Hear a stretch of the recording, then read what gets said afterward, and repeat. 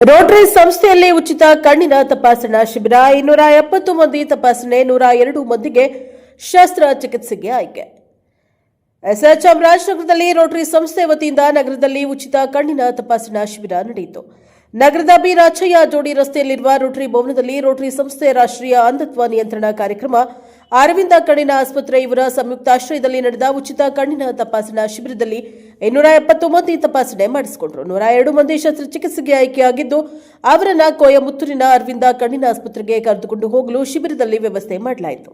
Rotary ಸಂಸ್ಥಾಪಕ ಸದಸ್ಯ C V Srinivasa Shetty ಮಾತನಾಡಿ, ರೋಟರಿ ಸಂಸ್ಥೆಯು ಪ್ರತಿ ತಿಂಗಳ ಮೊದಲನೆಯ ಭಾನುವಾರ ಉಚಿತ ನೇತ್ರ ತಪಾಸಣಾ ಶಿಬಿರವನ್ನು ಆಯೋಜನೆ ಮಾಡುತ್ತಾ ಇದ್ದು ಸಾರ್ವಜನಿಕರು ಹೆಚ್ಚಿನ ಸಂಖ್ಯೆಯಲ್ಲಿ ಭಾಗವಹಿಸಿ ಶಿಬಿರದ ಪ್ರಯೋಜನ ಪಡೆಯುತ್ತಾ ಇರುವುದು ತುಂಬಾ ಸಂತಸವಾಗಿದ್ದು ಮುಂದಿನ ಶಿಬಿರದಲ್ಲಿ ಸದುಪಯೋಗವನ್ನು ಜನತೆ ಪಡೆದುಕೊಳ್ಳಬೇಕು ಎಂದು ಮನವಿ ಮಾಡಿದರು. ರೋಟರಿ ಸಂಸ್ಥೆಯ ಚಂದ್ರಪ್ರಭಾ ಜೈನ್, ಸಿಎ ನಾರಾಯಣ್, ಎಲ್ ನಾಗರಾಜು, ರಾಜ್ ವರ್ಗೀಸ್, ಮನೋಜ್ ಇತರರು ಹಾಜರಿದ್ದರು. ಬ್ಯೂರೋ ರಿಪೋರ್ಟ್ ಹೊಮ್ಮ ನಂಜುಡ ನಾಯಕ, ಪ್ರಜಾಭವ ಟಿವಿ, ಚಾಮರಾಜನಗರ. ನಡೆಯುವ ಉಚಿತ ನೇತ್ರ ಚಿಕಿತ್ಸಾ ತಪಾಸಣೆಯಲ್ಲಿ ಅರವಿಂದ ಆಸ್ಪತ್ರೆಯ ಮೂರು ವೈದ್ಯರು ಬಂದಿದ್ದಾರೆ, ಸ್ಪೆಷಲಿಸ್ಟ್. ಅವ್ರ ಮುಖಾಂತರ ಆಯ್ಕೆಯಾಗಿ ಇವತ್ತು ಕರ್ಕೊಂಡು ಹೋಗ್ತಾ ಇದ್ದಾರೆ. ಅರವಿಂದದಲ್ಲಿ 4 ದಿನದಿಂದ ಆಪರೇಷನ್ ಮಾಡಿ 3ನೇ ದಿವಸಕ್ಕೆ ವಾಪಸ್ ಬರ್ತಾರೆ. ಇಲ್ಲಿಯವರೆಗೆ ಸುಮಾರು 75 ಮಾಡ್ತಾ ಇದ್ದೀವಿ. ಒಂದೇ ಒಂದು ಕಾಂಪ್ಲಿಕೇಶನ್ ಸಹ ಇಲ್ಲ.